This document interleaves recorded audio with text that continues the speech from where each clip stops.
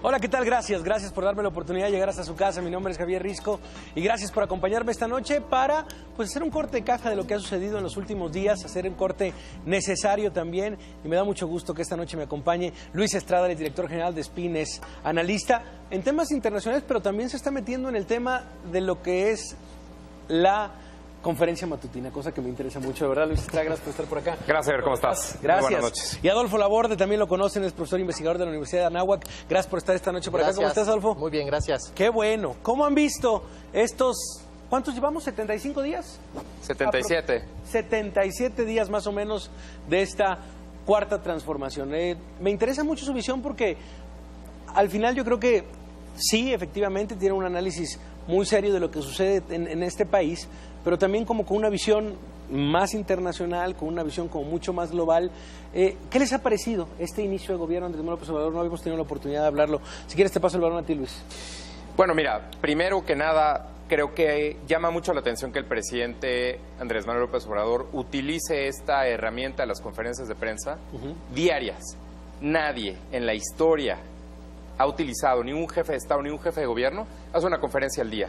Y esto claramente tiene implicaciones. Mira, porque no lo sabía esto, ¿eh? Nadie. Que nadie en la historia había utilizado diaria esta comunicación. Y obviamente tiene una lógica. La herramienta de la conferencia de prensa se utiliza para ocasiones especiales. Por darnos una idea, al día de hoy, el presidente López Obrador lleva 54, 55 conferencias de prensa, ¿ok? Contando las del fin de semana de la explosión de Tlahuelilpan, 55 conferencias de prensa. Nada más para darnos una idea, Ronald Reagan, el presidente de Estados Unidos, en 8 años hizo 15 conferencias de prensa.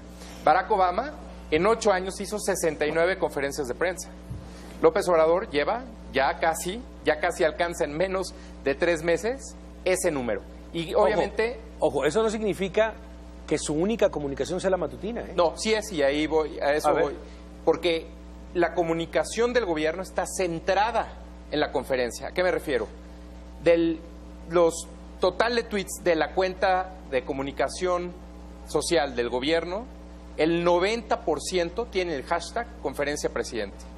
Es decir, lo que se comunica alrededor de la comunicación social del gobierno, la voz del gobierno se centra en lo que el presidente dice y lo que trata de comunicar en estas conferencias de prensa. A ver, sí, lo entiendo. Entiendo el tema, por supuesto, de la importancia de este ejercicio matutino, pero de todos modos se genera información a mediodía y en la tarde. Por supuesto. O sea, también al final, si va a algún estado, si va a Iguala y habla de Ayotzinapa, se genera la nota y se genera información. Sí. Entonces, a lo que voy es, sí, efectivamente, hay una concentración y hay un embudo informativo que está calculado para esta mañana, para la conferencia matutina, pero a la vez hay un torrencial de información que también cae de manera paralela. Por supuesto, pero no generado, uno, ni por los secretarios de Estado durante el día, dos, ni por él mismo que tenga impacto al día siguiente. Nosotros estamos observando cuál es la nota principal en los diarios más importantes al día siguiente y comparamos si la nota principal del día siguiente es de acuerdo al mensaje que el presidente quiere posicionar, porque las conferencias de prensa buscan o posicionar un tema o controlar una crisis, y el presidente no hace ninguna de las dos. De las notas principales al día siguiente, menos del 13%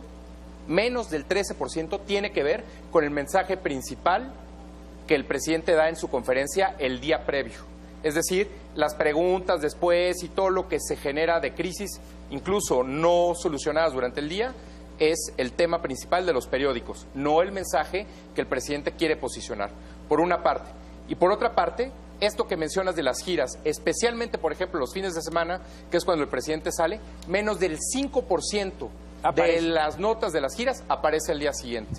Especialmente, te voy a decir por una cosa muy interesante, si decimos que el 90% de los tweets de la cuenta de comunicación social del gobierno tiene el hashtag conferencia presidente, y si el presidente no hace conferencias los fines de semana, adivina algo, la cuenta comunicación social del gobierno no tuitea ni sábado ni domingo.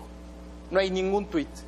Hay solo 3 retweets. Qué interesante. Y esos tweets te quieren decir que la comunicación está centrada en lo que el presidente hace de lunes a viernes en su conferencia. Claro, muy interesante el apunte. ¿Qué te ha parecido este ejercicio periodístico, Adolfo? Mira, yo te lo puedo decir en términos de organización, ¿no? De cambio organizacional, independientemente de que sea muy desgastante para todos, ¿no? Claro. Para los medios, para la gente, para nosotros los analistas, porque no sabes si de un día para otro va a cambiar, ¿no? Es una forma muy pragmática, muy al estilo de él, ¿no? Atípica de generar política pública, ¿no? Ahí llamando a cuentas a sus servidores públicos en ese momento. Tiene un impacto, pero este estilo de comunicar hay que tenerlo en esta doble disyuntiva, ¿no? La primera es que hay un cambio de gobierno, a toda costa quiere generar y quiere permear dentro de su equipo de trabajo y de sus operadores dentro y fuera de la administración pública esta nueva cultura organizacional, ¿no? Las cosas van a ser así y así lo vamos a tener que hacer. En las instituciones el cambio organizacional puede venir de dos formas. Una es a través de la coerción, ¿no? A través de la penalización, y la otra puede ser a través de esta cultura organizacional que permite que sube y que baje la información para que todos se alineen. Es un sistema de alineación para que la gente sepa hacia dónde van, porque hay muchas resistencias, y esas resistencias de alguna manera, si no las eliminas con este cambio de comunicación institucional o general, pues va a ser muy difícil. Eso, a que sea efectivo, es otra cosa, ¿no? Porque, repito, de un día para otro puede cambiar alguna posición, ¿no? Se rompen los protocolos, se rompen las tradiciones, los mecanismos de comunicación y, por supuesto, algunas tradiciones de la administración pública mexicana que se habían llevado hace muchos años, ¿no? O desde hace muchos años. A ver, hay una columna muy interesante de Daniel Moreno, publicada el fin de semana, hace, yo creo que como 3 fines de semana, en Diario Reforma, en donde, bueno, se queda esta línea. Luis, tú como estudioso de las conferencias matutinas, no sé si coincidas, y por eso abro esta puerta. Dice, efectivamente en las conferencias matutinas se comunica, pero no se informa. ¿Coincides con este análisis? Por supuesto, porque finalmente tratamos de medir de qué se trata. Normalmente, de lo que hemos observado, de entrada, en las preguntas, responde 2/3 de las preguntas. Las demás... Medido. Sí, esto. está medido. Acaba diciendo no tengo información, luego informamos, luego vamos a ver, en fin, 1/3 de las preguntas. Normalmente las conferencias duran en promedio 1h20 y tiene 20 preguntas o por lo menos 20 participaciones de periodistas. Perdón, pero hago un paréntesis también. La longitud de las Es demasiado, conferencias claro. es... O sea, yo también no sé cuántas conferencias ha hecho. Bueno, lo acabas de decir, Barack Obama, ¿de cuánto tiempo? Ronald Reagan, ¿de cuánto tiempo? Claro. O sea, el desgaste horas que ha hecho es mucho. Es brutal. Claro. Es mucho. Y entonces esperarías que por lo menos pudiera resolver e ir cerrando paréntesis en términos de las crisis. Nosotros tenemos detectadas por lo menos 9 crisis al día de hoy, de las cuales siguen estando abiertos los temas porque no ha terminado de concretar y no ha dado respuestas concretas. Cuando los periodistas preguntan, independientemente del mensaje que haya dado el presidente al inicio, los periodistas preguntan, bueno, ¿qué está pasando con este tema? Y el presidente dice, tú esperarías que el presidente estuviera informado plenamente porque en principio el presidente o quien convoca la conferencia de prensa tiene toda la información. Imagínate en una crisis, una explosión, en cualquier lugar, el sheriff del condado más pequeño envuelto en la crisis, pues tiene la información, cuántos heridos, cuántos muertos, dónde están, qué se va a hacer. Es decir, sobre todo, algo que nos parece clave en este sentido es, el presidente López Obrador no ha mostrado empatía en ninguna de estas crisis, ni en los afectados de los bonos del aeropuerto, ni en las familias de la explosión de Tlahuelipan. ¿Cuántas veces ha ido el presidente al hospital a ver a las personas que están ahí? 0. Eso demuestra, en buena medida, la idea de que el presidente dice, yo no manejo o no tengo o no tomo en cuenta esto como una crisis. Y eso obviamente mantiene el problema porque el tema sigue en la crisis. Es más, al día de hoy, la pauta del gobierno incluye el asunto del desabasto. Es decir, para el gobierno, el desabasto sigue hoy. Y ese asunto ya no se trata en las conferencias. Hace un par de días vimos cómo el presidente cancelaba un sello sobre el 60 aniversario del libro de texto. ¿Quién retoma ese tema si los temas son desabasto, si los temas son la crisis en Venezuela, si la crisis de las personas en el accidente de Tlahuelipan, la explosión, siguen ahí? El presidente, la explosión, el accidente del helicóptero de la gobernadora de Puebla, en fin, todos estos temas hay preguntas y hay dudas. y los reporteros lo preguntan, lo insisten y no hay una respuesta concreta, entonces no hay una comunicación y el presidente mismo se limita en lo que él quisiera posicionar y es por eso que no tiene este impacto sus mensajes en la prensa, porque pues obviamente hay temas más importantes que discutir y que por supuesto no da una respuesta concreta. ¿Saben qué me ha sorprendido a mí mucho? Que no tiene ni una hoja enfrente. Tiene unas tarjetitas, eso es nuevo, ¿eh? Nuevo, ¿verdad? Es muy nuevo, es de hace menos de 3 semanas. O sea, no había visto yo específicamente como eso, como el hecho de decir, pues a ver, tengo una presentación, tengo esto, tal, que vamos a seguir, estos son los temas que yo quiero comunicar. Sí, la vieja es de su guardia. ronco pecho. Sí, la vieja guardia, a través de la experiencia, a través de cómo viene la pregunta, pues él tiene la habilidad, ha tenido la habilidad, bien o mal, de sortear el toro, ¿no? A ver, pero a ver, te pregunto, Adolfo, ¿qué te ha parecido a ti con estos, con ojos distintos al gremio? ¿Qué te ha parecido a ti la labor periodística? ¿Es algo nuevo para el periodismo? ¿Es algo que se está adaptando? ¿Está en nuestra cancha el por lo menos ponernos una pregunta incómoda al día? ¿Qué te ha parecido? ¿Cómo los has visto? Bueno, mira, podemos estar o no de acuerdo, pero el objetivo que es de él y de su equipo de trabajo, que es tener un buen impacto con la gente que lo sigue, ¿no? Que lo quiere, pues ahí están los índices de aprobación, ¿no? O sea, a él está funcionando. A nosotros, los analistas, o ustedes los analistas o los periodistas, lo podemos juzgar porque rompe, te digo, es atípico esto, es totalmente diferente. Estamos ante una antítesis de lo que debería ser un sistema de comunicación, ¿no? Se dijo que iban a concentrar la comunicación y después que no, y hay ahí toda una revoltura, pero nos puede gustar o no, pero el objetivo se está cumpliendo. ¿Qué es el objetivo? Comunicar los puntos, ¿no? A su mercado meta, que es la gente, su capital político, su base electoral, que de alguna manera es lo que le va a ayudar a permanecer. Esa es mi lectura. No me puede gustar o me puede gustar. Sin embargo, está funcionando. Pero a ver, tendremos que pensar en esa parte si primero pensáramos, uno, que todas las personas ven este ejercicio. Me parece que la audiencia en vivo a las 7 de la mañana... Ojo, aunque sinceramente es brutal para esos horarios y para la convocatoria de un político, porque creo, o sea, sí son decenas de miles de personas conectadas, sí en el general es un porcentaje muy, muy pequeño. Es un porcentaje aparte de personas como nosotros que estamos interesados en la política, que pues desafortunadamente no es ni siquiera la mayoría, ¿no? Es muy, muy pocas personas. Segundo, entiendo la parte de la aprobación, pero ahí hay un factor que nos falta medir, y es asociar directamente en una relación causal la conferencia de prensa con la aprobación. No existe una medida hoy que demuestre cómo se crucen esos dos datos. El impacto de la conferencia directamente en la aprobación. Y eso también tiene que ver con pero da nota. qué es lo que están... No, da nota. Lo que está haciendo el presidente es dar nota, y si tú revisas cualquier noticiero, cualquier tipo de en línea o en cualquier canal, son las notas. Se están recuperando, y eso sirve para reproducir los mensajes. Pero justamente lo que estoy diciendo es, en los periódicos no se reproduce en la nota principal el mensaje del presidente. Hay crisis y hay otros temas que el presidente de alguna u otra forma administra durante sus preguntas y respuestas, pero no sobre su mensaje principal. Sí, pero fíjate que, por ejemplo, desde dentro de la prensa, pues sí, vaya, es muy raro que permanezca una nota con tanto tiempo. O sea, vaya, incluso en una redacción, pues te van a decir, oye, eso lo anunció el presidente a las 7:15 de la mañana. O sea, quítalo o retómalo en un recuadro nada más, pero no puede ser nuestra nota principal. Tendría que ser algo extraordinario. Lo que acabas de decir, es un 13% de las notas. Pero a ver, es interesante este cruce que haces. ¿En realidad no sabemos la efectividad de las conferencias matutinas?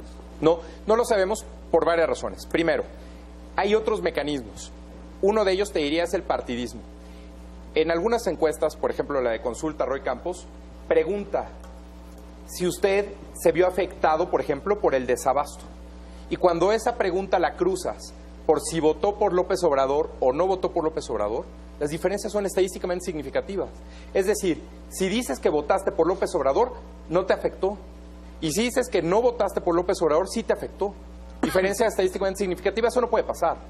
Es algo que te afecta o no te afecta, independientemente de cuál haya sido tu voto. No te preguntan por quién votaste antes de que vayas a formarte a la gasolinera para cargar tu coche. A ver, pero me parece que abrimos esa puerta y yo creo que la quiero explorar. Sin tener una relación directa entre la conferencia matutina y la aprobación. ¿Sí le sorprendió la medición que dio Alejandro Moreno el 1 de febrero? No, claro, por supuesto, por supuesto. Nosotros pensamos, yo pensaba que con toda esta serie de tropiezos, ¿no?, de políticas invertidas, ¿no?, de todas estas contradicciones, pues que la medición iba a ser diferente, pero no, ahí está, y eso quiere decir que nos guste o no, la forma de comunicar, la forma de hacer política, le está funcionando, nos guste o no. Hasta ahorita. Hasta ahorita. O sea, al día hasta de hoy ahora ha funcionado. Al día de hoy ha funcionado, ¿no? Bien o mal, las crisis se han manejado, ¿no? Se han neutralizado algunas amenazas, otras siguen ahí, pero es una forma de hacer política muy pragmática, ¿no? Poner la nota del día, ¿no? Ya no son esas notas de 8 columnas que estábamos acostumbrados, son micrositios, micronotas, que le sirven para estar dando notas muy puntuales y renovándolas. Así haces que la nota no permanezca en los medios de comunicación, la refrescas y le das otra, ¿no? Entonces es una forma diferente. Me parece muy interesante el matiz que haces y el subrayo, y lo subrayo, que es hasta el día de hoy. O sea, hasta el día de hoy ha sido efectivo, ha funcionado. ¿Coincidirían que tal vez la única oposición sólida de López Obrador es el tiempo? Lo que tiene que hacer antes del año, antes de los 3 años, ¿o ustedes creen que tiene eso bajo control Andrés Manuel López Obrador? Luis. Bueno, a ver, si el presidente, lo que hemos visto hasta ahorita es que está administrando coyuntura y que a pesar de que tiene esa oportunidad de hablarle a la gente, a los medios de comunicación, todos los días en vivo, dando y diciendo lo que el presidente quiera decir, y ante una audiencia cautiva, porque ahora ya se estrenó en hacer ceremonias y protocolos dentro de las conferencias, ¿no?, antes de dar la oportunidad a que haya preguntas y respuestas. Si el presidente está haciendo eso, lo que te dice detrás es que no hay necesariamente un plan, que no hay necesariamente resultados, porque pues está empezando y la gente le está dando la oportunidad. Ahí está este periodo, llamémosle luna de miel, que los electores le están dando oportunidad para que se empiecen a reflejar los resultados de sus políticas. Si el presidente a este momento no ha posicionado necesariamente una política pública clara de desarrollo, el Plan Nacional de Desarrollo ya va a ser o tiene que presentarse en algunas semanas. La transición, sabemos, se la pasó en la consulta, se la pasó en otros temas. Bueno, pues vamos a ver si realmente el presidente, a pesar de todos los frentes que se ha abierto él mismo a lo largo de todos estos días, puede demostrar que tiene un punto y un plan que dé certeza, que dé tranquilidad, que dé rumbo a lo que él quiere plantear dentro de su transformación que él llama. Bueno, pues vamos a ver si eso tiene un resultado pronto. A mí me parece que es demasiado pronto y que él mismo no ha podido fijar dentro de lo que se ha encontrado, y es por eso, por ejemplo, que tiene tantas referencias al pasado.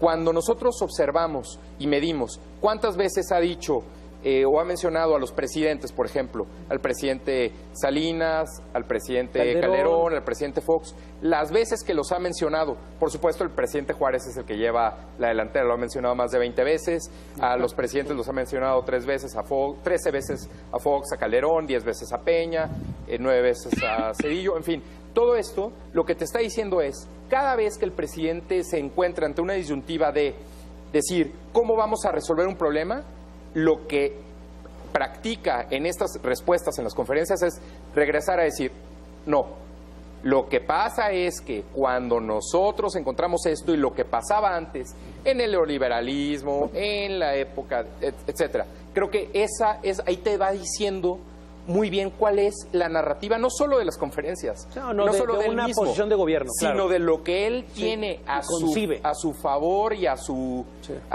la mano para poder presentarle a la gente y a los periodistas, por supuesto. Claro, al final habría que decirlo, también el gran reto de Andrés Manuel López Obrador, particularmente de comunicación, no sé si coincidas, Adolfo, pero se enfrentaba con algo que no había vivido, que es su voz es importante, o sea, la voz del presidente es importante, Pero si el secretario de Relaciones Exteriores, la secretaria de Gobernación, el secretario de Educación Pública o el secretario de Seguridad Pública salen a decir algo relevante, le ganan a la voz del presidente, porque son secretarios de Estado. Y era la primera vez que se iba a enfrentar con una amenaza, si le quieren llamar así, de no tener las canicas. ¿Por qué? Pues como jefe de gobierno.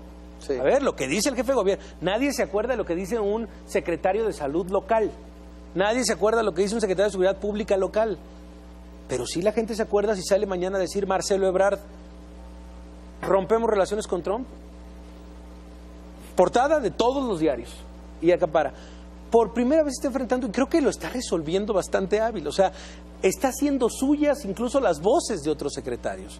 O sea, como que los presenta. Los invita, los lleva. Él está ahí, el hecho de es interesante presencia. también cómo permanece atrás. Sí, a él. Yo estoy aquí. Ajá. Es el mensaje. Yo estoy Sí, aquí. no pasa Olga Sánchez Cordero y se sienta él. No, Yo estoy permanece atrás.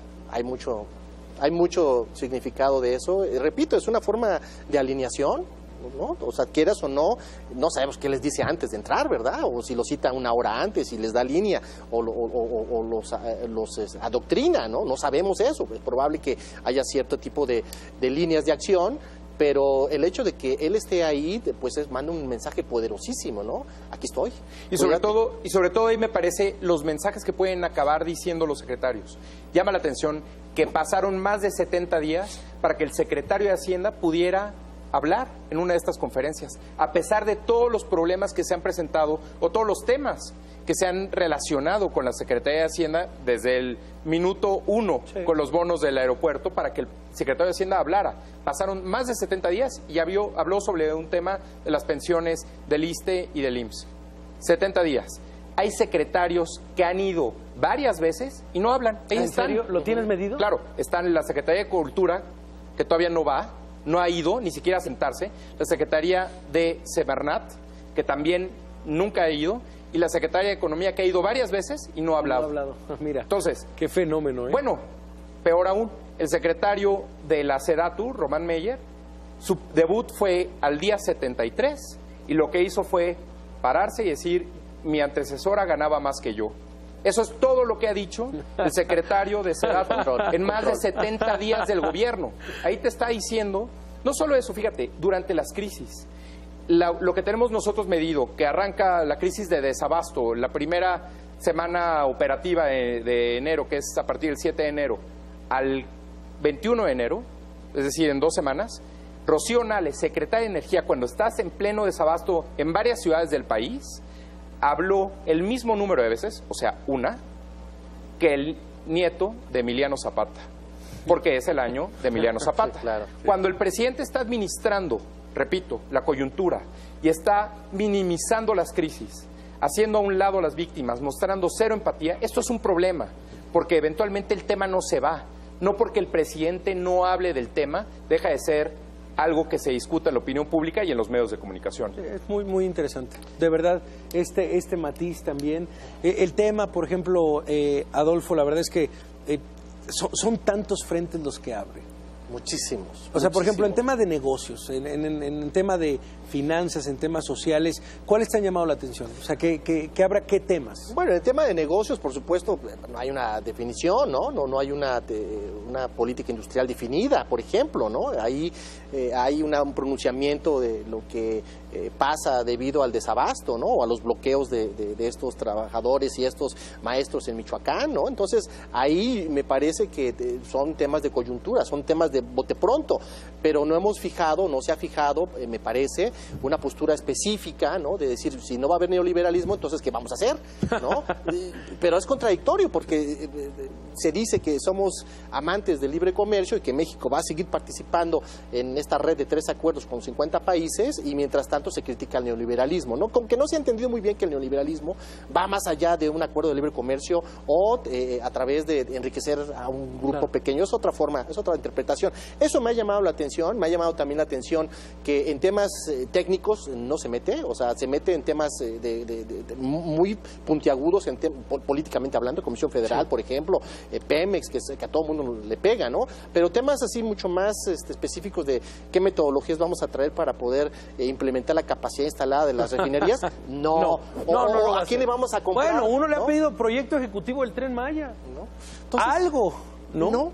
O sea, eso me llama la atención. Digo, estamos esperanzados a que haya alguien detrás que lo esté haciendo, lo haga bien y que sean licitaciones transparentes, ¿no?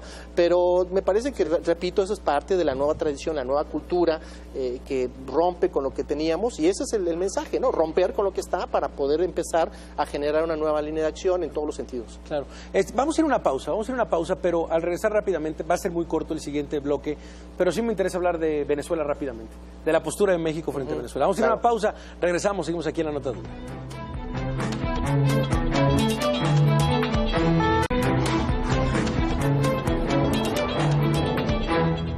Regresamos a La Nota Dura. No quiero terminar de hablar con estos dos especialistas que sé que se están metiendo en temas que, bueno, son estudiosos, que les interesa, revisan la prensa, están muy metidos en el tema, por supuesto, social y económico y político de este país y de lo que ha pasado con Andrés López Obrador, pero sí los traslado a este tema, por supuesto, que ha estado en la agenda nacional, que es Venezuela. Sí les pido una reflexión del tema de la labor de Marcelo Ebrard específicamente y también de la postura de Andrés López Obrador. ¿Es cómoda? ¿Ha salido bien? ¿Cómo la calificarías, Luis?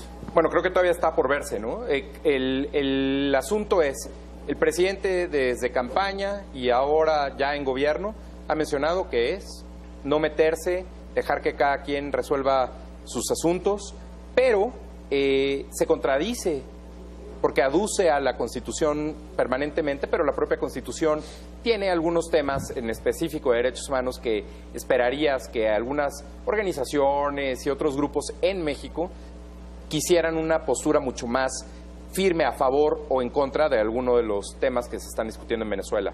Llama la atención, por ejemplo, en ese tema que solamente una vez Marcelo Ebrard haya estado en las conferencias y haya contestado preguntas, a pesar de que el tema sigue siendo vigente y que México está, pues, en principio, de acuerdo a lo que el propio gobierno del presidente López Obrador planteó como una opción de negociación, pues no solo ir diciendo cuáles son los resultados, sino cuáles son las expectativas y por qué esto puede pasar. Creo que el dilema en el que se encuentra el gobierno está entre, por una parte, el mensaje que tiene para su base el presidente López Obrador, pero por otro también la influencia de Estados Unidos y lo claro y, pues yo te diría, como osado, abierto que el gobierno de Estados Unidos ha manifestado respecto al gobierno de Nicolás Maduro, con pinzas, para que el presidente López Obrador tome en cuenta ese mensaje.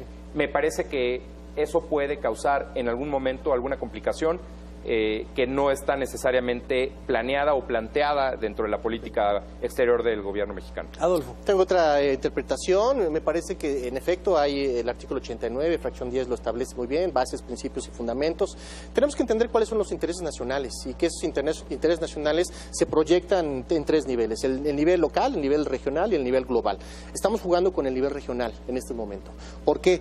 Porque el hecho de meternos en Venezuela a tratar de que haya elecciones, a que haya ayuda humanitaria, generaría un precedente. Yo no estoy diciendo que está bien o que está mal, o que los venezolanos les está pasando terriblemente mal, o que hay que tener. Simple y sencillamente hay que ponerlo en la coyuntura de los intereses nacionales del grupo en el poder.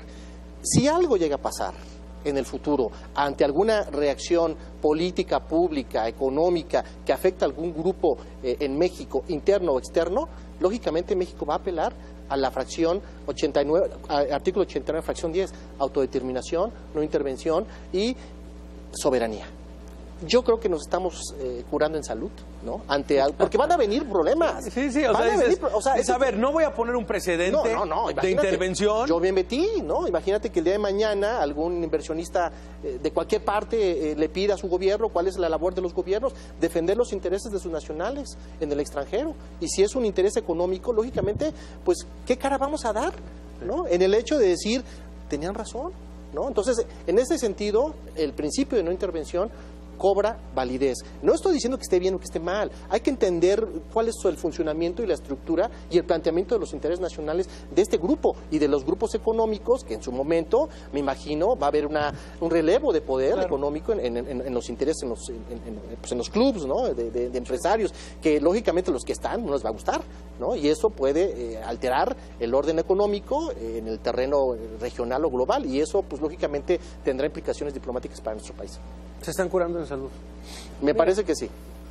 O sea, es ir con toda la prudencia Hay que ser muy prudentes. del mundo. O sea, es decir, no apoyo a Maduro, no apoyo a la oposición, me gustaría que hablaran, eso es lo que yo planteo, e incluso se dijo, cuando estaba la discusión más álgida, dijo, México podría ser territorio para un diálogo entre la oposición y Maduro. Ya la oposición dijo, no, evidentemente no voy a sentarme a dialogar con él. Pero vaya, ahí estaba el tono, en esa línea, delgadísimo. Sí, pero me parece que la Constitución se utiliza como una salida para la posición ideológica del gobierno, no necesariamente para una cuestión de antecedente. Ya el gobierno con este mismo artículo, misma fracción en el pasado, no hace 5 años, sino hace más de 25 o 30 años, ya ha tomado decisiones sobre países en Centroamérica, en Sudamérica, sobre este mismo tema. Creo que más bien es una cuestión de cómo balancear una posición que el presidente quizá, como mencionabas hace un momento, en términos de cuestiones técnicas, de las cuales no necesariamente tiene el conocimiento completo o prefiere evadir la complejidad que implica meterse en una cuestión de ese tamaño, a decir, la Constitución lo ha dicho esta semana. La Constitución dice, no soy yo, lo dice la Constitución, sí, pero esa misma Constitución, ese mismo artículo, esa misma fracción ya ha definido posicionamientos de México y no necesariamente han sido en el mismo sentido. Gracias de verdad, Luis, por estar esta noche con nosotros. Al contrario, te agradezco gracias a ti, Javier. Inmensamente. Gracias. Le damos seguimiento al tema del trabajo que están haciendo en las conferencias Claro que matutinas. sí, por supuesto. Y Adolfo, te invitamos la siguiente semana para hablar del Atlas. Con mucho gusto. De verdad. Con mucho gusto. Pero la verdad es que se puso muy buena esta mesa y nos llevó de una cosa a otra, pero gracias por estar por acá. Con mucho Adolfo, gusto. vamos a ir a una pausa, regresamos. Seguimos aquí en la Natura, vamos a regresar a hablar de Roma. Regresamos.